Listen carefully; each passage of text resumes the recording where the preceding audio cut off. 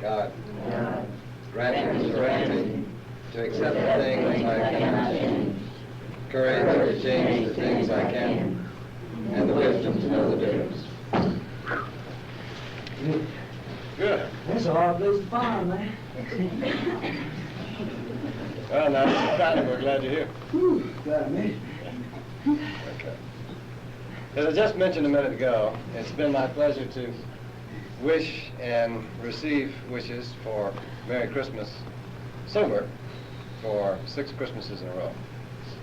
That's been one of the many pleasures that's come my way through the program of Alcoholics Anonymous.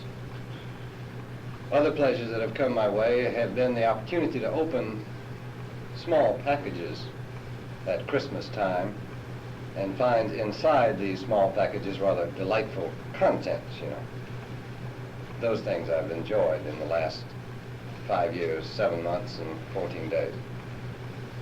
And another real pleasure for me in the program of Alcoholics Anonymous that's come into my life has also come in a small package. But just like some of those gifts that I've enjoyed in small packages, some of them were just packed with quality and with fun and with enjoyment. We have as our Christmas speaker tonight one of those small packages that is packed with quality, fun, enjoyment, and one hell of a fine grip of and grasp on the program of Alcoholics Anonymous. Ladies and gentlemen, that package of dynamite, Chuck W.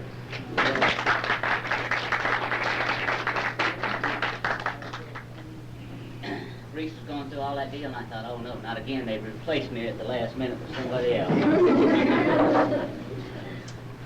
My name's Chuck, and I'm an alcoholic. Hi, Chuck. It hadn't been necessary for me to take a drink of alcohol in 7 years, and 4 months, and 1 day, and after that I'm drinking.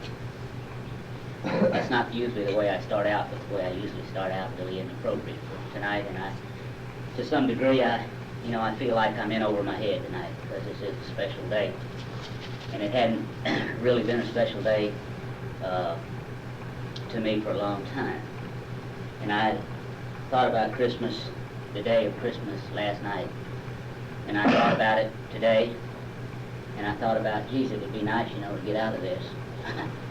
It's nice to get out of things sometimes when you're in over your head, but, Christmas is not, or should not be, a time for us that we solely look for material possessions on that day. Christmas is a time where we give love, we receive love, and we share what we have with other people, some alcoholics and some non-alcoholics. And, I, for a long time, didn't understand what love was. And I didn't know how to receive love, and I couldn't give it. Last night, I was sitting at my house, and Betty and I had just finished opening our Christmas gifts to each other, and I thought, tomorrow you got to go up there and you got to do something. And, it isn't easy. And it seemed like when I was new in Alcoholics Anonymous and I got up here, it seemed that the talks were very easy to make. And I think talks are easy to make, but when we get up here and we are asked to share our experience, our strength, and our hope, and one other vital, important part of this program, and that's our inner feelings, then I think they get very tough, or they do for me, and every time it gets a little bit tougher. But I was sitting there and I picked up a dictionary, and I'm not a real educated guy as far as book knowledge, and I picked up this dictionary and I looked up some words, and I think it was the dictionary was a copyright 1941, and I looked up the word alcoholism, and it gave a description which is very similar to what we know in Alcoholics Anonymous. And I looked up the word alcoholic, and it was very similar to what we know in this program. And I looked up the word sobriety, and it was very similar to what we know in this program. And I looked up the word sanity, and it said sound mind. It didn't say we were restored to anything. It said we had sound mind. That's all. And I thought about that, and I kind of go along with them guys from California that come back here sometimes and talk at our conventions.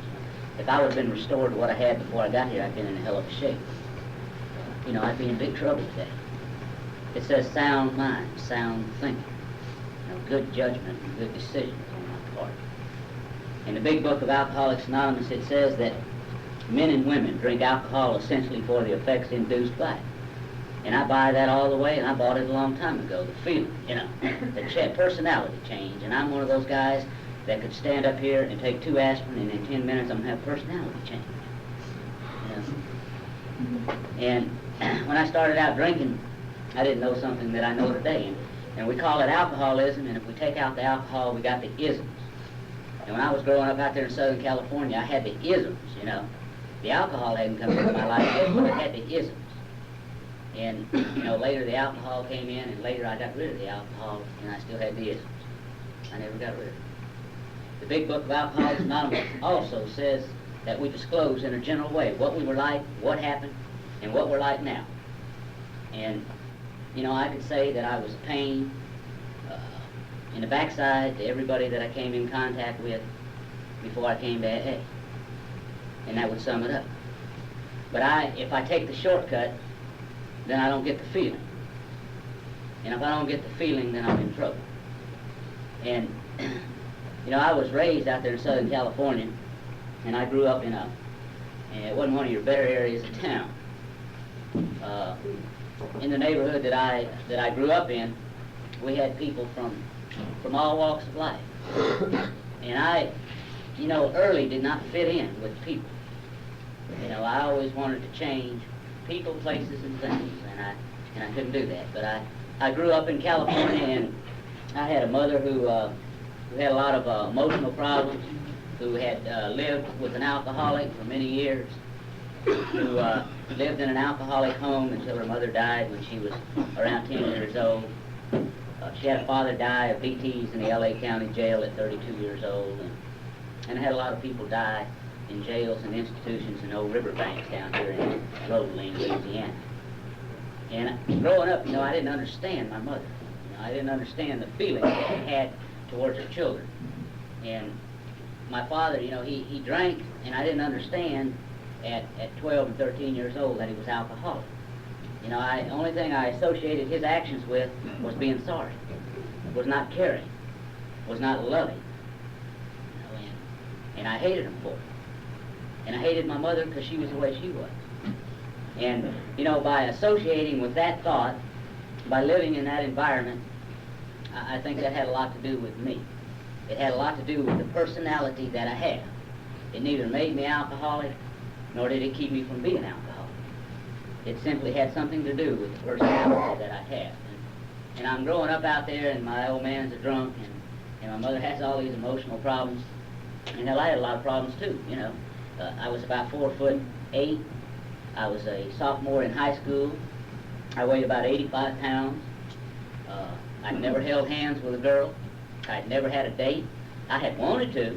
You know how it is, fellas, when you really want to, and it just doesn't ever work out. And I started drinking real early. And I started drinking, I met an old guy sitting on the corner, and he was drinking Thunderbird wine. And he told me that the doctor told him if he'd drink that every day, it'd help him. And one day I was sitting there, and he said, hell, it'd even help you. And I drank some wine, and I didn't have a personality change right that second. I don't know that anything special happened right at that moment in my life. But shortly thereafter, I began to drink on a more regular basis. I was by then growing up in a environment. My mother had a real problem with child abuse. My old man had a real problem with child abuse. And I had a guy that lived 2 doors down the street, and his name was John.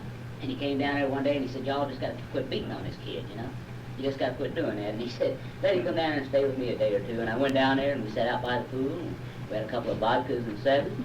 We had a couple of beers, and we smoked a joint. And, it was great sitting around there around the pool. And some ladies come over, and we just had a good time. And for the next couple of years of my life, I drank a little bit, and I ran around town, and I didn't get in too much trouble. And shortly thereafter, I got kicked out of high school, and I began to drink on a more regular basis. I began to run with a different group of people. I began to have a personality change at about 17 years old. And I always thought that big guys, big tough guys, had no problems. And I thought, if you was a real big tough guy, you'd have plenty of girlfriends. You'd always have a car to ride in. You'd always have something to drink, and nobody'd mess with you. And geez, that'd be a hell of a deal. And I tried that, you know, but I just didn't have anything to work with. And I started going to the L.A. County Jail, and I didn't know back in the early 60s that my grandfather had died there. I didn't know that I had an uncle that had died there in the drunk tank, and I was there in the very drunk tank that they died in. And a few years went by of drinking and running up down the streets of Southern California and drinking a little wine, smoking a little dope, standing on the street corner wearing them khaki pants, T-shirts, trying to be cool, you know, and not even knowing what it was, you know, not even knowing if you'd ever been there, just wanting to be cool. And I went to South City, San Francisco, and I had an uncle up there who was a very religious man, who also drank a little bit, who also was a painter. And he told me that if I'd go to church with him and just drink a little bit and do a little painting during the day, there'd be peaches and ice cream. And we tried that, and it worked pretty good for a while. And the painting interfered with the drinking, and then the church interfered with the drinking, so I just did the drinking. And I got to running with a group of guys who, I don't know exactly what they were supposed to be, but they called themselves a gang. And we ran around on Friday nights drinking beer and drinking wine and smoking dope and having somebody beat hell out of us. And we did that for a lot of Friday nights, you know, and it gets old. The only advantage to having your head beat on when you're drinking is it doesn't hurt so bad. And we did that for about a year, and we got in trouble one night at a party, and I got picked up, and I did 18 months in the state penitentiary in California. And I learned something that was to help me in my sobriety very, very much years down the road. And I learned a lesson that I wish a young man that I know could learn. That's in one of them places today, and that lesson is survival. That if I survive today, then I got a shot at tomorrow. But if I don't survive today, there are no tomorrows. And I learned how to survive in that thing, you know, when you get up there on that 5th floor, brother, you don't want to be tough no more. You know, they put you in there with them guys that are doing long stretches, and you're still a little bitty skinny guy, and you really hadn't done anything. You drank a little wine, you smoked a little dope, and you stood on the corner talking that stuff. And when you get up there with them tough guys, you realize that you don't really want to be tough, you just want to get the hell out of there. And I stayed there 18 months, and I got out, and they took me down there, and they said, this boy would love to join the Army. And I went into the Army in 1964, and I hadn't had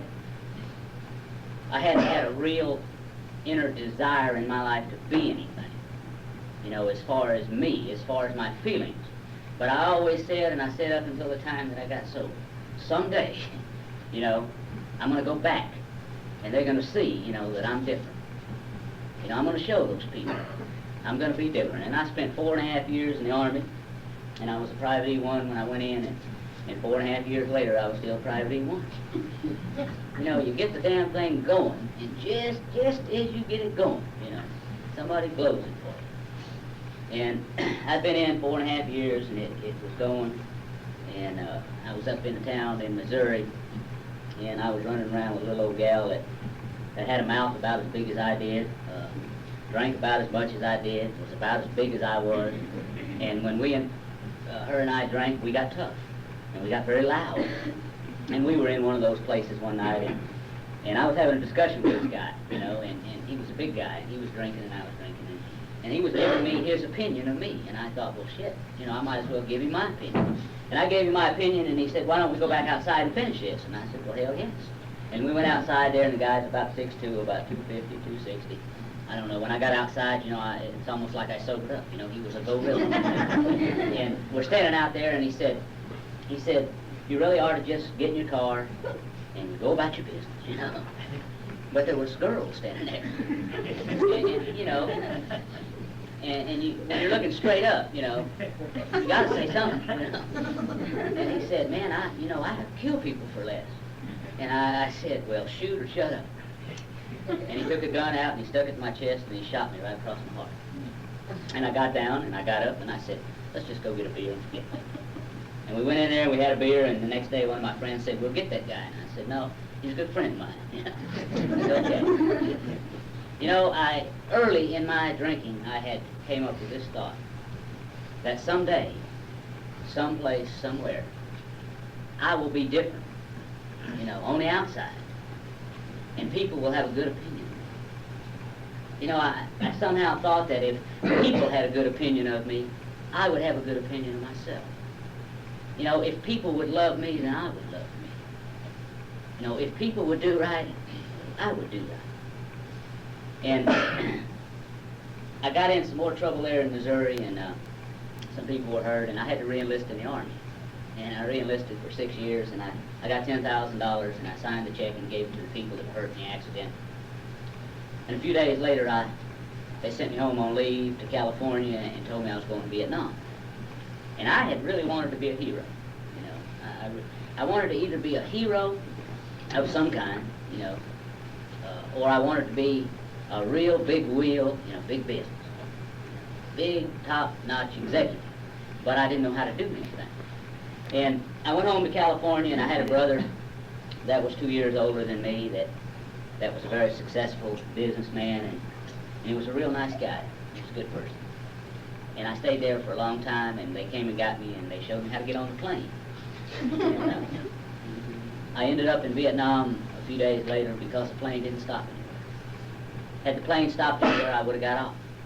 And I would have got off running. You know, I was looking for something I think a guy from California talks about, and I see in people's eyes and faces in this program sometimes when they're new that they're looking for this. And it's that synthetic existence. And there isn't any. You know, if there ever was, it's all gone. There isn't any left. And I got over to Vietnam, and I met a group of Mexican guys that came from that nice town that I came from in California. And they said, over here, we don't drink. We just smoke a little marijuana. And then we get to go home in a year. And, you know, if you drink, you get in trouble over here.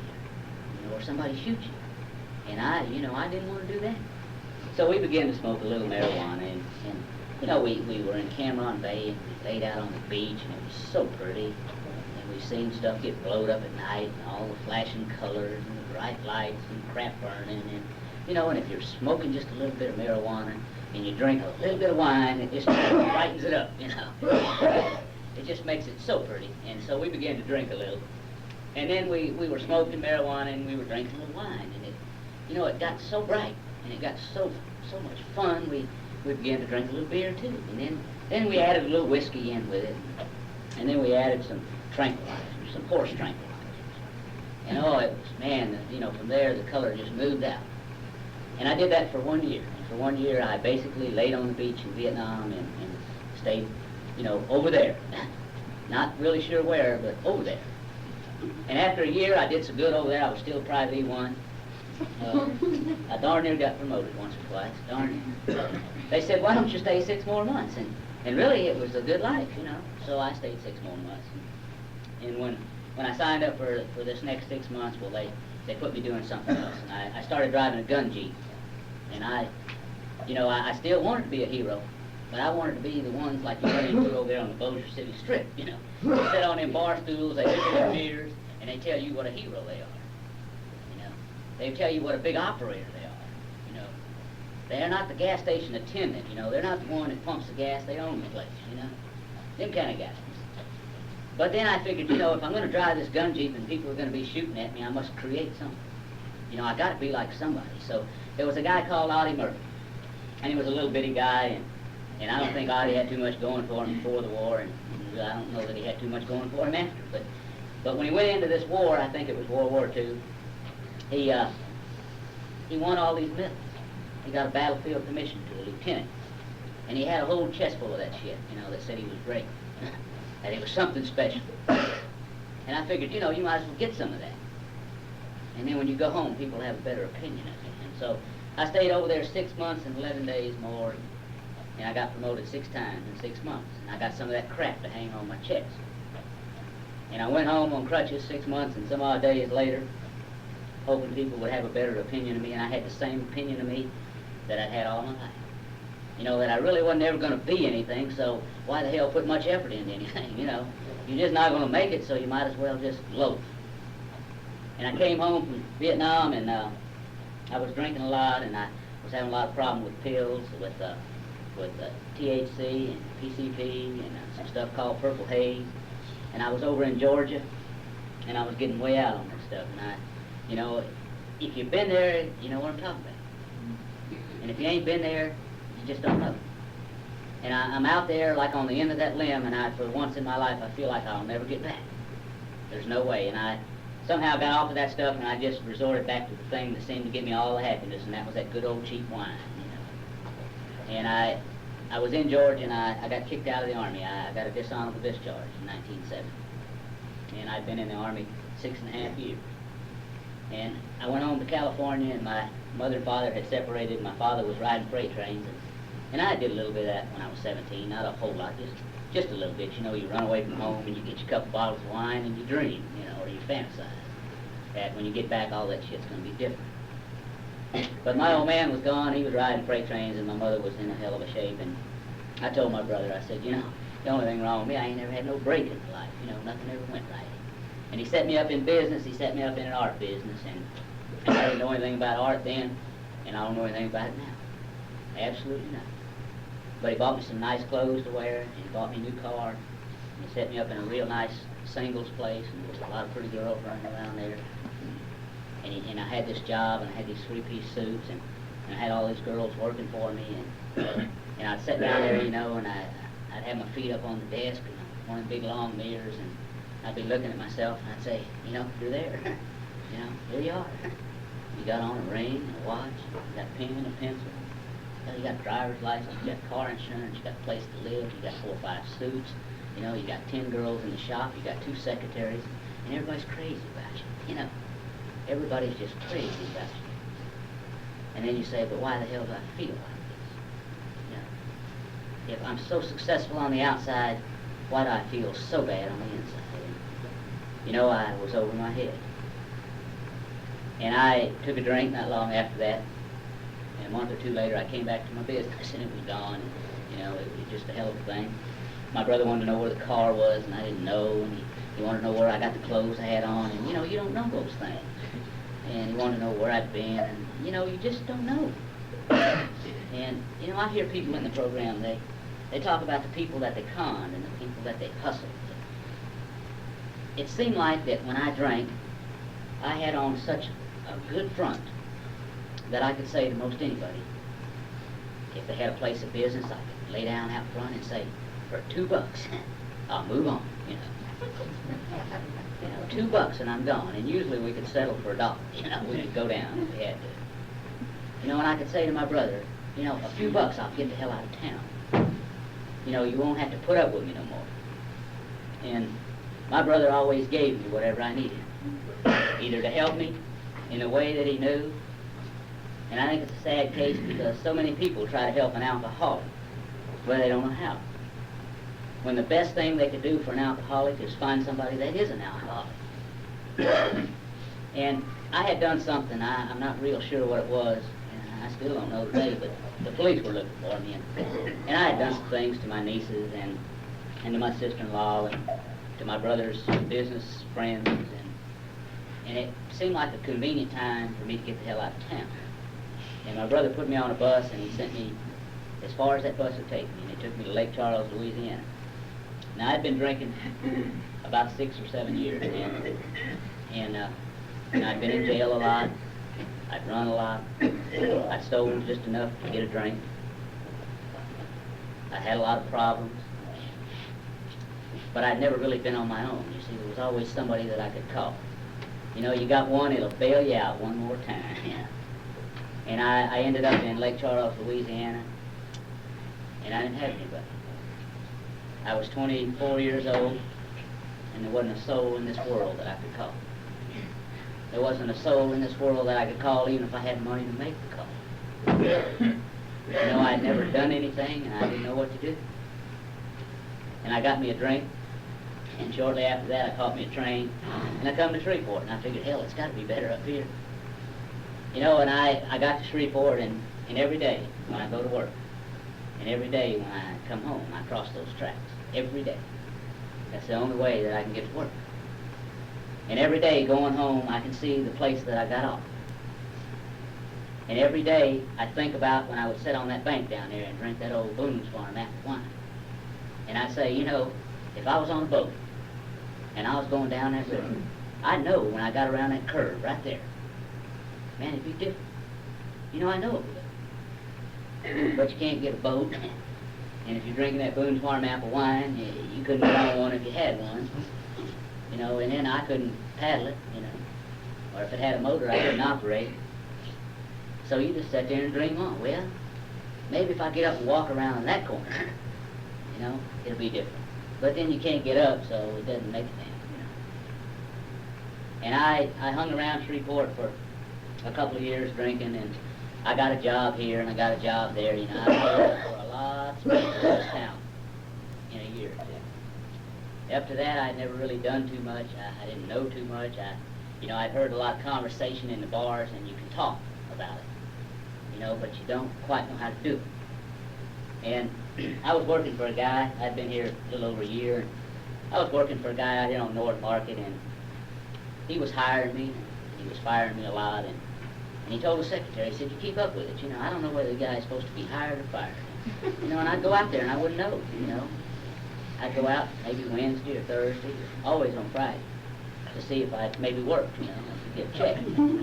And one time he called me into his office and he said, "You know, I really think you got a problem with your drinking. And, you know, geez, you're 25, you know, and God, you've been in Europe and Asia and in the Far East, and you know, you run an art business, and, you know, you've been up and down that coast, you drove a few stolen cars, you know, not alcoholism, you know. You know, just because that judge sent you to AA back when you was 18 on court order, you know, not me."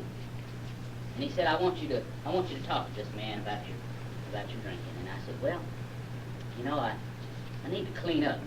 I need a few things." He gave me an advance on my check, and I hadn't worked. And I took and I cashed his check, and I got me some beer, and I went over to Fort Worth, Texas for a day or two. And I got back. I had on one of them blue double-breasted coats, and I had on some black and gray and yellow and red and white striped pants. And I'd been sick, and you know, I had to go to the bathroom. And you know, sometimes you just gotta go. You know, you just go. And I said, "Hell, I'll talk to this guy." You know, and I met him at a little coffee shop downtown Shreveport. And when he came in, I was waiting for him to come in. I thought, you know, how am I gonna know this guy? You know, how's he gonna know me? And he walked right up to me and he said, "You must be Chuck." And I said, you know? And he talked to me about alcoholism. And I think that day, that man carried the message that he had. And I think that he carried the message that he had in the way that he knew how. But, you know, I wasn't relating to this guy, you know. He had on a nice suit, and he was a businessman, you know. He was a professional guy. You know, I wanted somebody that I thought I could talk to, eyeball to eyeball. And we talked about it. We went to a meeting out at the Pines, and I had an old beat-up Volkswagen, and after the meeting, I went and got me a six-pack of beer, and hell, it wasn't bad at all, you know. And I got back on it, and I stayed on it for quite a while, and I began my slow, gradual fall to the bottom, you know, of where you go to treatment centers and halfway houses. I went up to the VA hospital, and I said, "Geez, I'm a veteran, you know. You've got to take me in." They took me in, and they kept me 5 days. And on the 5th day, I was where I could walk or move a little. And they said, "Man, you got to go. You got a dishonorable discharge. We can't keep you up here." And they sent me out, and then I made the trips to the bridge house over at 426 Stone. I went into the bridge house, and I stayed 1 day and moved out. And I moved back into the bridge house, and I stayed 2 days, and I moved out. And I went back to the bridge house, and I said, "Geez, I got to move in, man. I'm dying out here, you know." And what it is, see, I'd had a taste of the good life, you know, as they say out there on the street, 3 hots and a cot, you know. And I needed that. And the guy said, "I can't take a shot at you. You come and you stayed 1 day, and you come and you stayed 2 days, and now you're going to shoot for 3 days." You know, these halfway houses and these treatment centers are for people who want to do something about their problem. You know, we want to do something with people that want to do something. And he said, "You go back out there and you stay. If you don't have a drink by Thursday, well, you come on back." And I said, "Well, where am I going to live?" And he said, "You live the same place you've been living, in that old raggedy-ass car of yours." And I lived in that car all week, and I worked every day that week. I just didn't leave the parking lot, you know, because I didn't have no gas. And at the end of the week, on Thursday, I went to the bridge house. And I moved in, and I didn't have anything. You know, I was at a point in time in my life that I didn't have anything materially, mentally, physically, spiritually, or emotionally. And I moved in the bridge house. I met a man named Ed R., who was like a father to me. And he shared his feelings and his opinions with me, and a lot of things that maybe my father should have shared with me or could have shared with me a long time ago. And I stayed there 5 months and 11 days, and I got some new clothes from Globes over there on Shreveport, Barksdale Highway. And I met a pretty little girl in the program, and we began to go together pretty regular. And I began to create this thing, geez, am I ever great, And I got drunk. And the message there is that when you come to the program of Alcoholics Anonymous, you shall get out of this what you put into it. And I went back out there and I drank about 21 fifths of wine. And I came back to AA and I told the guy, I said, if I could stay sober one day, that would really be something. And I stayed sober one day, and the next day, and the next day, and pretty soon the days began to build up. And I think those days began to build up because I wasn't looking for the synthetic existence. I wasn't looking for a quantity about my sobriety, I was looking for a quality about my sobriety. I was in the program in about 48 days, and I got married to this gal that I dated in my first stretch of sobriety. And I want to tell you that hadn't been easy on either part. I know today that if she had known 7 years ago what she's going to have to go through, she might not have did. She just might not. In the program of AA, we talk about what we used to be like. And sometimes people say, I get tired of hearing drunk. I don't want to hear what that guy did. I don't want to hear all them old tales. I don't want to hear about the guy crapping all over himself. But that's the reality of it. That's the way it was for some of us. And then there's a place where we have to get on the recovery part of Alcoholics Anonymous, and that's the hard part. That's the real hard part. I think it was real easy staying out there drunk. I think it was real easy lying and cheating, stealing and compromising. It's difficult to stay sober. Now, I'm not saying it isn't worthwhile. I'm not saying it's not the best thing that ever happened to an alcoholic. But I'm saying that if you take a shot at them steps over there, it's hard as hell. Step 1 says that we admitted that we're powerless over alcohol and that our lives is unmanageable. Possibly some of you have done that that are up here in this program. Possibly some of you done it while you were still out there drinking. And then even possibly some of you have accepted that as a reality in your life. Now I believe, and it's my opinion, and it works for me, that until I accept the fact that I'm powerless over alcohol and that my life's unmanageable, until I accept that as a reality of my life, I can't go anywhere. I can't do anything. I don't believe in going to study group and projecting the steps, evaluating the steps. I don't believe in changing words up in the steps.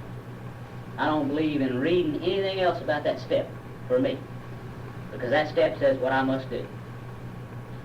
And if I do that, then I'm ready for 2. And 2 says that I come to believe that a power greater than myself could restore me to sanity. Now, that doesn't say that I'm going to be what I always dreamed about being. It doesn't say that I'm gonna reach all these great fantasies that I have. Sane thinking, no more, no less. If you're crazy as hell when you get here, and you get sober, you may still be a little crazy. You ain't gonna be as crazy as you was out there drinking that happy juice. It doesn't say it's gonna take me back to something I always dreamed about being. The dictionary says sane thinking, period. That's it. If I do that step, and I think that step is difficult because we begin to talk about God right there. In my opinion, we begin to do something about God in step 1. Because I believe the first 11 steps of this program to be 11 spiritual experiences, if done. They're not 11 things that's going to happen to you if you sit on the front row. If you associate with what you call the winners of the program, if you read the big book, don't take a drink and go to meetings, it's not going to happen. It happens as a result of what I do. What I do when I leave. It's easy to stand around an AA meeting where ain't nobody drinking and talk about the program and how it works. But when I go out there on them city streets It gets very difficult to work sometimes. When I got to step 2, and I had to believe in something greater than myself, it was very simple. I could pick anything and believe in it over me. It didn't say that I was going to become a saint or a Christian. It said a power greater than me, and that could be most anything. But I thought about the church that I went to when I was a young boy out there in California. And I would go up there on Sunday morning in them old raggedy clothes, and I'd sit on the back row, and a man would talk about love your mother, love your father, and be grateful as hell for what you got. And I'd go home, the old man be drunk in the front yard, and my mother be raising hell and beating on people with broomsticks and stuff. And I'd think, that guy ought to come home with me sometime, It isn't so great. But that's not what we're talking about in Alcoholics Anonymous. Many people come in here and learn how to stay sober, and they find a spiritual program, and they go on and they find a religious life. 2 separate ball games, Football and baseball ain't the same. And neither is this program in any church, in my opinion. It said that I made a decision to turn my will and my life over to the care of God as I understood. It didn't say, as anybody else understood. It says, as I understand it. And I did that. I made the decision first, and then I did it. And the way you do that is you get up one morning, or one night, or one afternoon, and you say, I believe that if I'm going to be successful in this program, then I'm going to have to work the steps. And then you get down on them old knees, you say, and you admit to yourself, and you accept that your power is over alcohol, and your life's unmanageable, and you believe in something greater than yourself. And if you're looking up, you make the decision. Right then. Now that doesn't mean that God's going to come down here and pick you up and tote you around and make sure folks do you right. See that nothing ever goes wrong in your day again or your life. And it's just going to be a beautiful thing from there on out.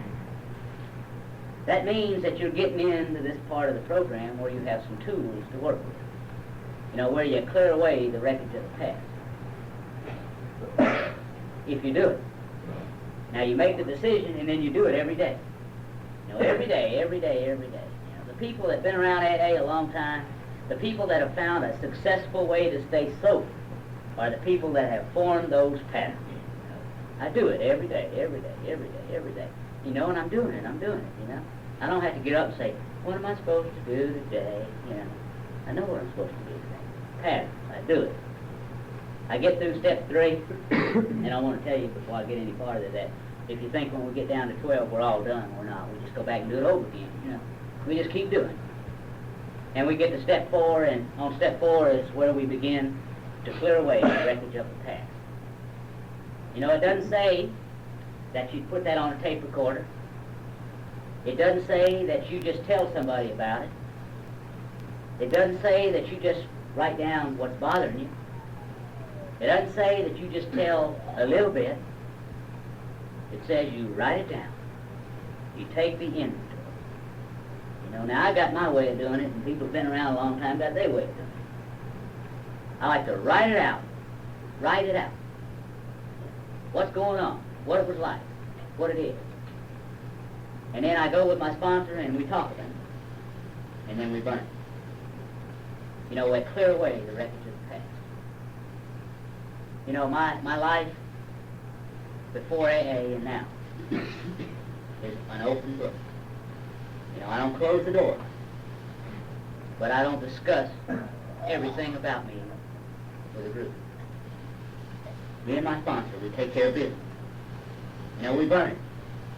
And I can consider that a 5th step if I want to, or I can take it one step farther. And I'm at step 5, and it says, I admit to myself, to God, and another human being, the exact natures of my wrong. It didn't tell me in that step, when you and your sponsor burn it, you're over with it. It said, I. It means I do it. God set the program, and I do it. It's a legwork. And we do that step. Making amends to people after you get past 5 is not easy. And I had a real hard time with my parents. My father, he was a lot like me, or I a lot like him, where you just come into town, you know, on the freight train or the bus. And Betty and I hadn't been married too awful long, and he came to town one time, and he called me from the bus station, and I went down there, and I said, "How you doing?" He said, "I'm okay." And he said, "You'll never guess what the hell happened." And I said, "What happened?" He said, "I got off the bus, and I had $100 in my pocket." And he said, "A cop knocked me down, took that $100 and poured booze on me." Tell the story, ain't it? You know, you get so sick that you believe that crap that you think other people believe it. You know, and that's the way he was. And I hate him. Even when he would come to Shreveport and see me and I'd go to my meetings, I would hate him. And I find that very strange that I could go to an AA meeting and talk about love and go out hating, lying, cheating, stealing. You know, that's strange. But I did that for a long time, and Betty and I was married about 3 years, and the word spread to California that I'd gotten sober in a program called Alcoholics Anonymous. And my brother came and around my birthday to share with me, and my brother and I, we were great friends. We were buddies, and we were pals, and you know, he was everything that I ever dreamed about being. You know, the fantasies I had were a reality in his life. That's the way I wanted to be. And he came and he shared with me, and the last year that I drank in the state of California, my brother spent around $30,000. And when we were taking him and his wife down the deal in the airport to catch a plane, and he was going to Kansas City to buy a business. And, you know, I wanted to say, well, geez, you know, I'm working over here at the Public Works Garage, and I'm, you know, making a bundle of dough, and hell, you know, it cost you $30,000 last year I drank. I'll just write you out the old check, you know, and everything would be peaches and ice cream. And I said, you know, it'd really be nice if I could just write one out, wouldn't you? And he said, yeah, it would, but he said, I bet you can't write one for 30 cents. And I believe right about that time I probably could now. But I hadn't had a drink at the time in 3 years. And as he was getting ready to board the airplane, he pushed his wife on through, and I was standing there talking to him, and Betty walked off to let us take care of business. You see, when they put you point blank with these people, it's time to take care of business in this program. And I want to tell you that if there's somebody in your life that you need to take care of business with, and you've seen them recently at an eyeball-to-eyeball thing, and you've passed the opportunity to clear away the wreckage of the past, I only hope that you get another opportunity. You know, I didn't get another opportunity with all of my people and all of my family. But that day I had that opportunity, and my sponsors told me, you clear away the wreckage of the past. Without a new foundation, there isn't anything. You know, if you build that new foundation on the past, it's going to fall, and it's going to tumble, and you're going to have a lot of hard days before you. And I told him that morning, I said, geez, you know, it's a shame that we can't do anything about anything that's happened before right now. You know, but that's the reality of my life. I can't do anything about anything that happened before today. Nothing. I might only, through the program of Alcoholics Anonymous, see that we always have a good, long-lasting relationship based upon honesty. And he said, you know, it's an amazing thing, this program called Alcoholics Anonymous. My brother, a high school dropout, a very wealthy and successful businessman, he says, it's a very funny thing, this program. He said, I spent $30,000 on you trying to give you life and happiness and peace of mind and contentment and fulfillment and the things that seem to be the most important in your life. Try to give you that inner thing. And he said Alcoholics Anonymous gave it to you free of charge. And he said if I could take $30,000 right now, I'd buy it and let you take it to the old man over there in West Monroe, Louisiana. You know, because he's going to die out there just like you are. You know, the alcoholics, they come in here and they say, geez, I was never suicidal. You know, I was never close to death. Brother, when you take a drink and you get out there on that city street, or you get up in them joints, you're close. You are very, very close. People in them joints will kill you. You know, they will take you out right now over a bottle of beer or some conversation. And he said, I'd buy it and I'd give it to you and you could take it over there and give it to him. But he said, I got a feeling I can't buy it. You know, my sobriety and my program, as the lady said on the tape that we heard today, is mine. The program that I have the quality of sobriety that I have is mine. Nobody can take it away. Nobody can change it. Nobody can steal it. They could sue me. They could send me to jail. They could do most anything to me. But they can't take it away. My brother left to go to California or to Kansas City and buy his business and on back to California. And a few months later, I got a phone call. My mother was dying of cancer, and she may not live through the night. And I had a little over 3 years of sobriety, and I didn't know exactly what you do. You know, I know you go out there for the funeral, but she really wasn't dead, and we really hadn't got to this part of the program where I'd cleared away the wreckage of the past. So I just reacted. I had my wife pack me a suitcase, and I went by the Highland Club, and I made an AA meeting. And I went out to the airport, and I caught a plane. And I went on out to California, and on that plane, going out to California, out of Dallas, they got me on the wrong plane. And we were flying along there, and they said we'd be in San Diego in however many hours it was. And I called the lady, and I said, hey, I'm going to L.A., I'm not going to San Diego. That's way the hell down the coast. And she said, don't worry about it, you got on the wrong plane. Shit, you just have a double, don't worry about it. And I said, lady, if I drink a double, there ain't no telling where in the hell this plane may go. There just ain't no telling. When I take a drink, I have a personality change. I'm subject to hurt myself or others. I got to San Diego, and I asked them if they would call my sister-in-law in California, who was waiting for me at the United desk or the Delta desk, and tell her I'd be on it. And they called her, and she came back, and she said, I hope you understand this. She said, I called her, and she said, if he's drunk in San Diego, tell him to stay the hell down. Man, I hadn't had a drink in over 3 years, They didn't have much confidence in me out there in California, and it's okay, because, you see, I didn't even have any confidence in myself after 3 years in the program. I was one of those guys that we see, sometimes we see a guy or gal come in who for some reason or another seems to be the center of attraction. Such as Mark over there. Mark came in not too long ago, and he's a hell of a nice guy, and he's been associating with a lot of people in the program. He's been going a lot of places, and to some degree he's been the center of attraction. And I had been the center of attraction in the Shreveport, Bossier, Texarkana, Arklatex area for 3 years, Everywhere I went, somebody was just really grabbing hold of me. There was Henry Bombi in Arkansas, and there was that old boy down there in Houston, outside of Houston. There was, everywhere I went, there was somebody.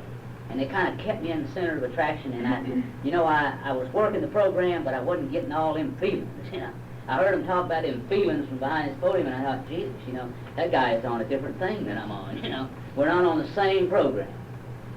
And I get out there to California, and like I said, I didn't have a lot of confidence in myself, and I had some respect for my sobriety, and I had some gratitude. But I didn't have a lot of confidence in clearing away the wreckage of the past. But my sponsor told me, you must do it when the time comes. If you don't, you may not get another opportunity, and I don't know if you can live with that. And I know today that I almost couldn't live with that. I got into my mother's room there at the hospital, and I'm wanting to say, do you know all the times that you did all of the things that you did too? You shouldn't have sent me to school in them raggedy clothes. You shouldn't have beat on me. I shouldn't have went. It shouldn't have been. And now that it's that way, God is making you die a very tragic death, very slow and painful. That's a very sick, alcoholic mind. Even with 3 years without a drink, that's a very sick mind. We take out the alcohol, and we still got everything else. And I knew that wasn't the way. And so you muster up whatever you can, and whatever you do is better than nothing at all. It may not be just right. It may not be with the big $5 words and the finesse that somebody else would use, but you go with what you got.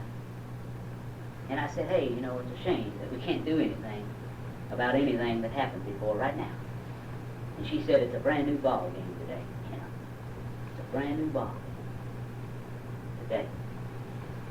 And I left out of there, and I had all of the feelings that we had when somebody that we that is our mother that we don't yet love is dying.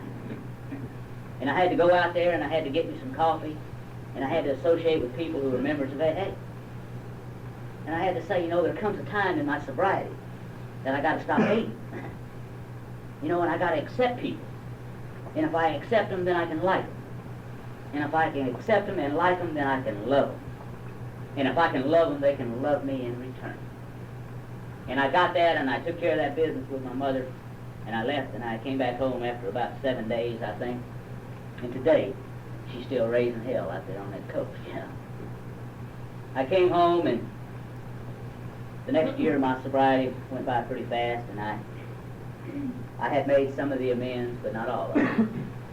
The 4th year of my sobriety had just finished, and Betty and I was living over off of 70th Street. I'd recently took a job with a big company in Shreveport area. You know, I had all of these things on the outside that a guy talked about one time in Longview. He said, I had everything that society deemed me successful. I had decent clothes. You know, they weren't fancy clothes, but they were clean clothes. I had a good job with a big company, you know, and that blew my mind. You know, I see people on my job every day that it ain't no big deal because they're there. And then I see people on my job every day who have been where I've been, and it's a big deal that they're there. And we kind of share that thing, you know. We go by and we visit in the morning, or we speak as we pass in the hall, and we know what they don't know. It's something special because we're there. And I had this job, and I had a lot of things going for me, and I thought, geez, you're really successful. And then in March, my brother died, and we had cleared away the wreckage of the past.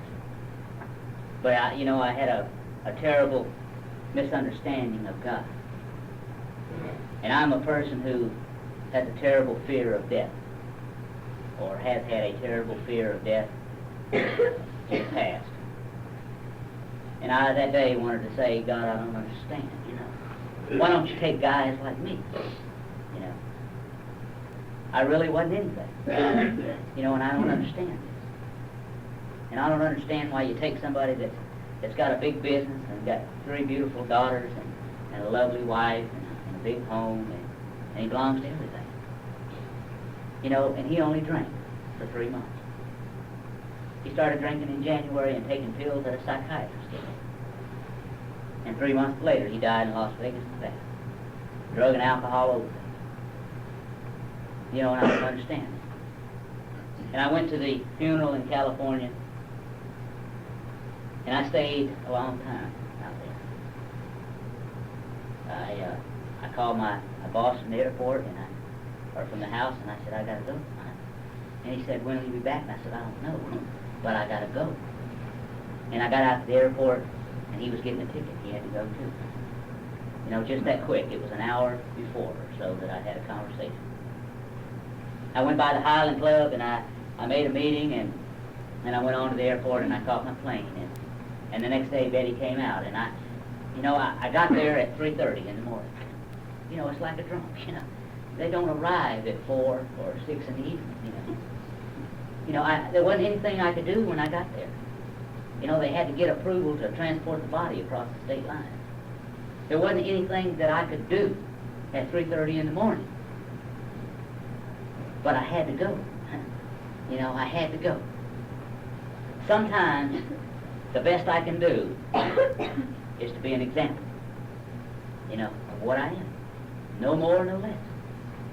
And I got there, and I hung around a couple of days, and I made a bunch of AA meetings. I made them at 9 in the morning, 11, 3.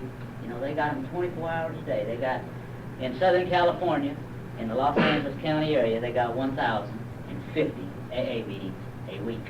That's not counting their Narcotics Anonymous meetings. That's not counting their Al-Anon meetings. That's not counting anything but AA. 1,050 a week. And I had no trouble finding one, and I had no trouble picking up that phone because I was hurting like hell. You know, it wasn't a trip out there. It wasn't no fantasy thing. You know, I'll just go out and visit and BS. It was serious business. I stayed about a week or 10 days or 2 weeks or something, and during that time we had the funeral, and I seen a lot of guys that I known for a long time. And I looked at them and I understood from the examples that they were. And they understood from the example that I was. And I seen people at my brother's funeral who didn't come up and say a word to me. You know, because they're still out there now. Some of them died, you know. Some of them didn't get another opportunity. And for the first time in my sobriety, I sat there at that gravesite and I cried. And I found out that day that tough guys cried too. You know, I found out that what a guy named Norm Alford from California was talking about, and he said this in 1974, and I didn't know. And I've heard that tape 100 times since, and I still didn't understand, and I heard it the other day. And every time I hear that guy, there's a message. And he used to say, and he said that night that I was listening to him as our banquet speaker at the Tri-State Convention in November of '74, he said, God gives the big crosses to the big hosses and the little crosses to the little hosses. And I remembered that, and I remembered everything the guy said, and I'm sure that I could give his talk word for word almost any day. But that stuck with me amongst everything else, and the other day I played his tape one more time, and I heard that, and I thought about that, and I said, yeah, God really does. You know, I always thought that I was so mistreated before AA and after AA. And I thought about God giving the big crosses to the big hosses. Look in this fancy place that they live in, and we were looking off over in the mountains and things, and I said, you know, it's so hard to tell you about God. I think the only thing that I can tell you about God is God has made me what I am. You know, no more, no less. I had 3 nieces, and I had to tell them different things because they understood different things. And the niece that I told that, she understood because she remembered. And my other niece, she said, I don't understand this. No, hell. You know, I was 30 years old, or 32, and I didn't understand it either. And she's a little bitty thing, about 6 or 7, I guess. And we sat up on the top row of the stairs there on the other house. And she said, I don't understand God. And I said, darling, I don't understand God either all the time. And she said, well, do you reckon that God's going in the car business? And I thought about that. My brother was a big wizard with cars. You know, he could sell any kind of car. It didn't make any difference. So, and I thought about that, and I said, maybe he is, you know. Maybe God's going in the car business. She said, well, then it ain't such a bad deal. My other niece, she didn't want to say too much to me.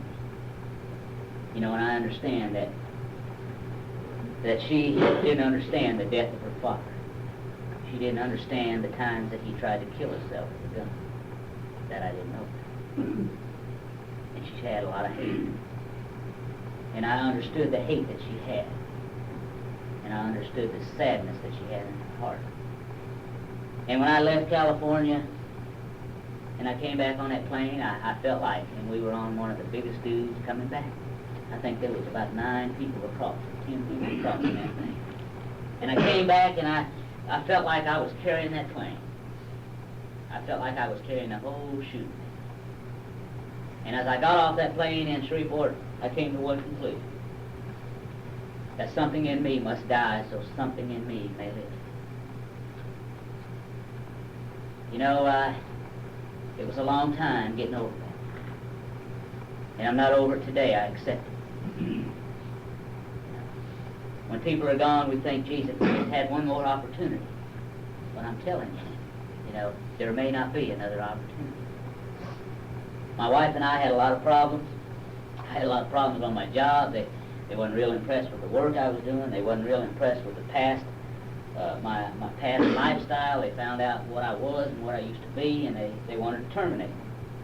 And my wife and I were, I don't know what the hell we were doing, you know. I was in a turmoil. We were coming and going.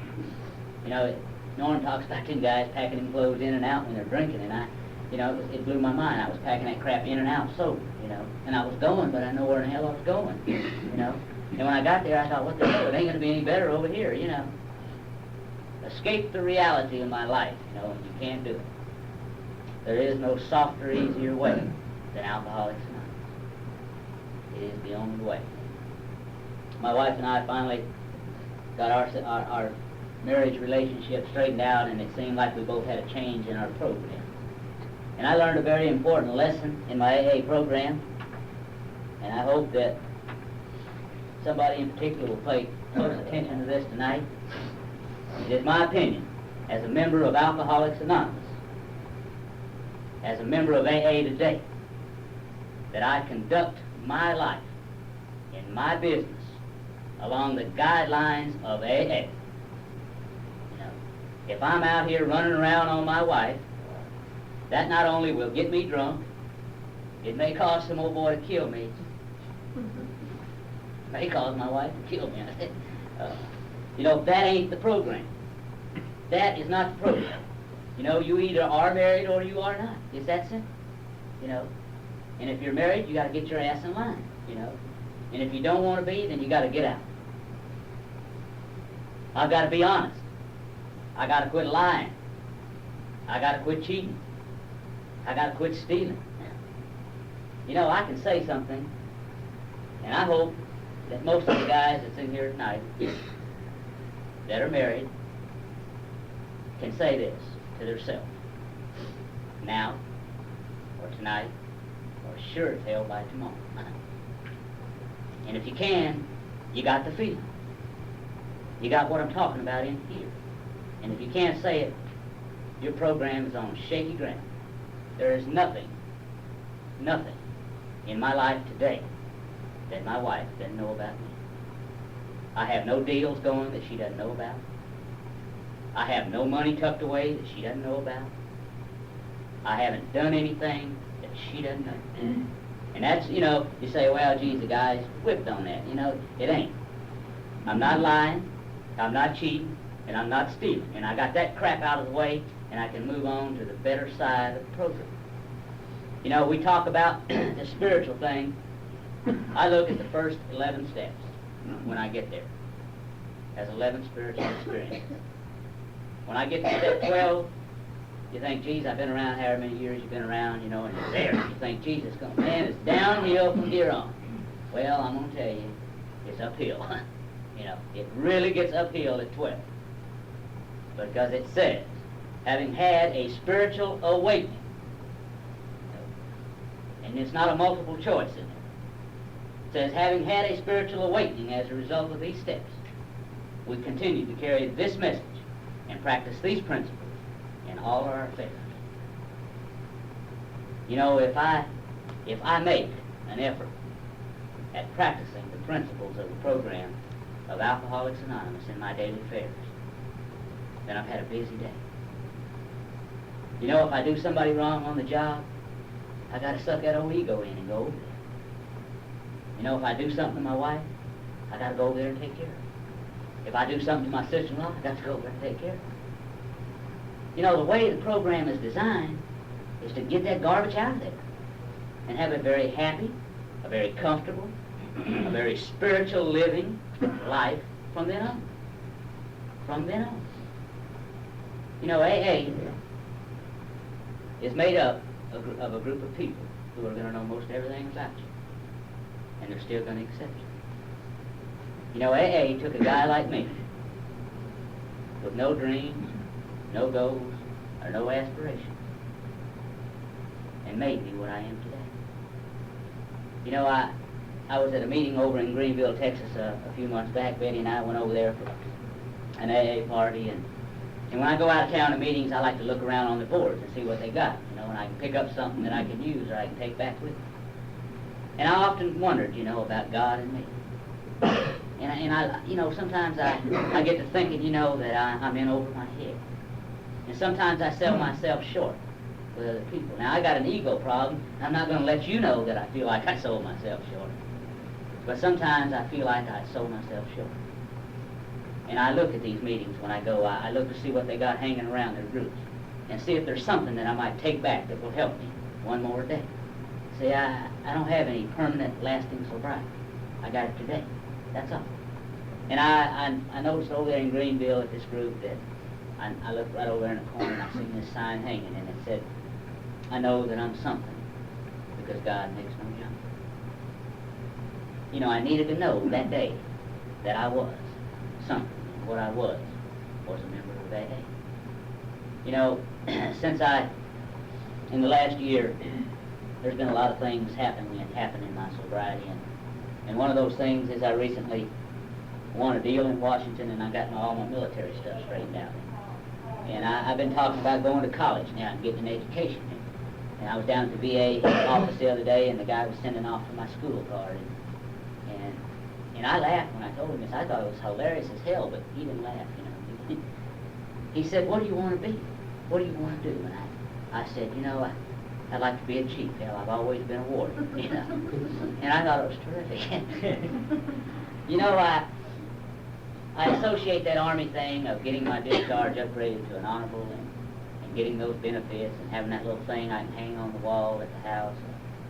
I associate it with a car show that I was in a few years back. I had an old beat-up car, and I put it in a car show, and I won first place. And I was standing there that night, and they were giving out the trophies and the awards, and they had one of them Playboy girls. She was supposed to be in a recent one, but I don't think she was. She was going to kiss everybody and give them a T-shirt and a magazine and a dash plaque and a big trophy. And I was leaning up against the pole, and I was talking to this old boy that I'd been in jail with one time, and he was drinking beer, and they called out my name, you know, and he said, "Hey, man, that's you." And I didn't say anything. He said, "Man, that's you," you know. And I thought, Jesus, you know. And I went up there and I got all that crap, you know, and I came back and I thought, you know, the trophy's real nice. But had it not been for Alcoholics Anonymous, I might not have been a part of it. Today, you know, it's a big deal to me. I don't have to be the center of attraction. It's a big deal to be a part of it. You know, to be a part of people's lives and to share with them. You know, hell, I may not have all the answers, but I got the time to spend with them. I got the coffee pot on. I got the big book. I got the AA tapes. I know the people to go see in the program. You know, around my recliner there at the house, I spend a lot of time in that thing watching football and boxing, and I got a lot of things hanging up there. And about 2 months ago, Betty said, "You know, Jesus, you got all that crap hanging on the wall. You know how great you are." And had these pictures of my cars, you know, that I've had since I've been sober, and the shows and the plaques and the pictures and a deal. I went to LSU and got a thing at a psychology and leadership course or something, and I had all that, you know, hanging up there in the Army discharge. And she said, "You know, that ain't right." And I said, "You know, sometimes the best I can do with what I've got to work with is to sit in that chair and see something good about me. You know, sometimes it's so salty out there on them city streets that I need to come home and I need to see that I am really an okay guy.